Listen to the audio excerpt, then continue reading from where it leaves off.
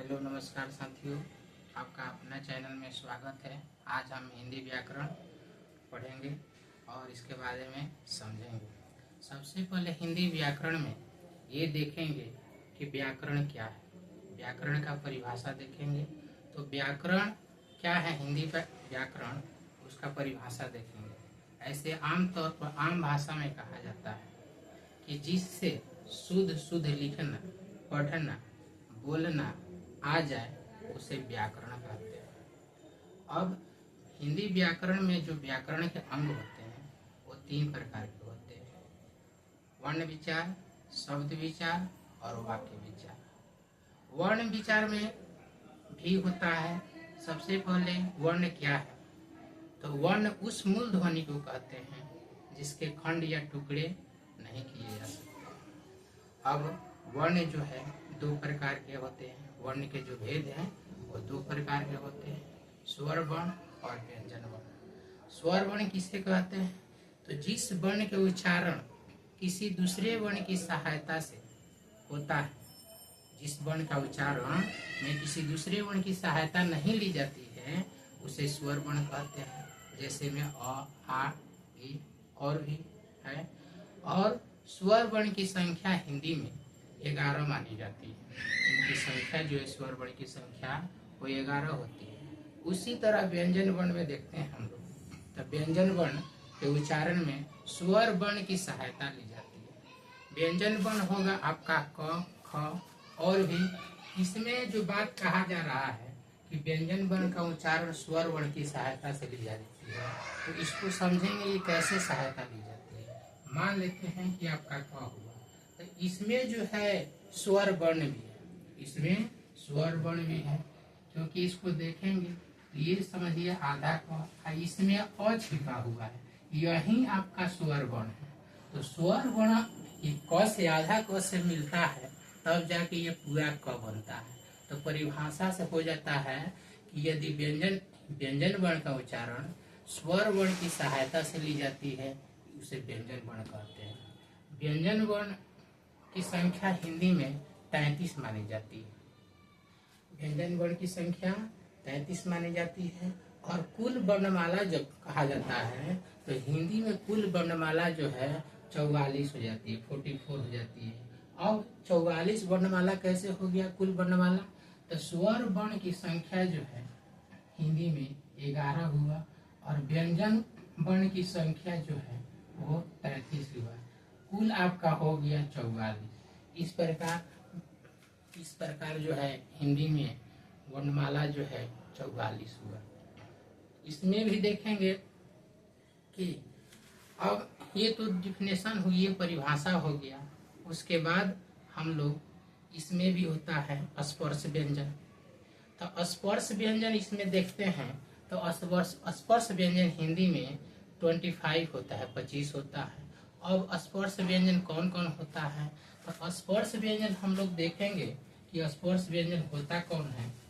तो सबसे पहले इसमें देख लेंगे क, ख, ग, घ, अंग।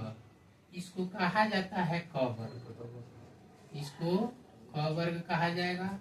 उसके बाद यहाँ च, छ, ज, झ, य, इसको कहेंगे च वर्ग।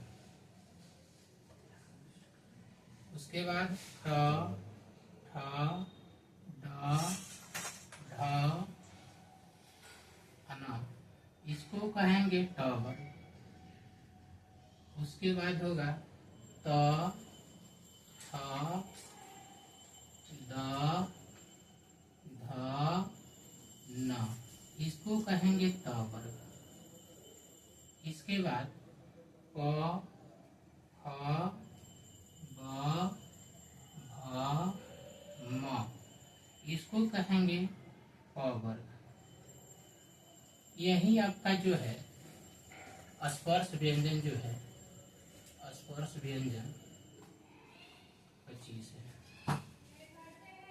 अब 25 कैसे हुआ, तो क वाला जो है लाइन देखेंगे तो क में कितना अक्षर है 5, तो ये क वर्ग हो गया। च में कितना अक्षर है 5, तो ये च वर्ग हो गया। ट में कितना अक्षर है 5, ये ट वर्ग हो गया। त में कितना अक्षर है 5, तो त वर्ग हो गया। प में कितना अक्षर है 5, तो प वर्ग हो गया। ये तो आपका होगा कि स्पर्श व्यंजन कितना होता है, तो 25 होता है। अब इसमें आता है कि ऊष्म व्यंजन कितना होता है, तो ऊष्म व्यंजन 4 होता है। ऊष्म व्यंजन 4 होता है। ऊष्म व्यंजन हिंदी में 4 होता है। अब इसमें कौन कौन सा आएगा, तो तालाबी स, मूर्धनी स, दंती स और ह को ही ऊष्म व्यंजन कहा जाता है। ऊष्म व्यंजन होने के बाद अंतस्थ व्यंजन होता है। हिंदी में अंतस्थ व्यंजन की संख्या जो है वो 4 होता है।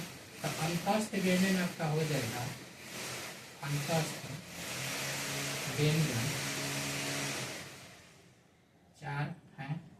इसमें आपका होगा अंतस्थ व्यंजन में य, र, ल और व, ये आपका होगा अंतस्थ व्यंजन। अब जो है हिंदी में संयुक्त व्यंजन भी होता है। तो संयुक्त व्यंजन की संख्या भी हिंदी में 4 होता है। वो होता है आपका 4 होता है संयुक्त व्यंजन। संयुक्त व्यंजन हिंदी में 4 है। ये आपका है छ, त्र, ज्ञ और स्र